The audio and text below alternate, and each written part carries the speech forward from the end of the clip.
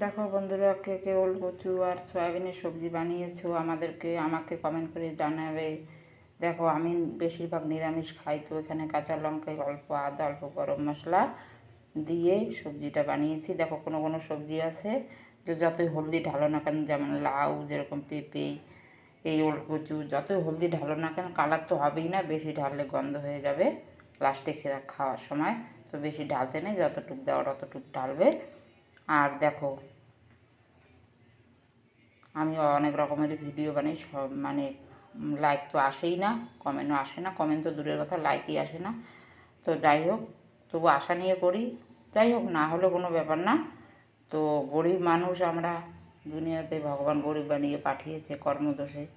তো কর্ম করেছি খারাপের জন্য, গরিব ঘরে জন্ম নিয়েছি, বাবা মাকে দোষ দিয়ে লাভ নেই। তো কর্ম করে তো খেতেই হবে, মানুষের লাইক দিবে না, জবরদস্তি তো করা যায় না।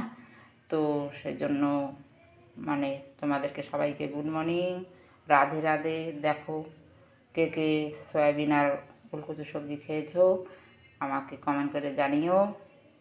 ঠিক আছে বন্ধুরা, বাই, গুড মর্নিং।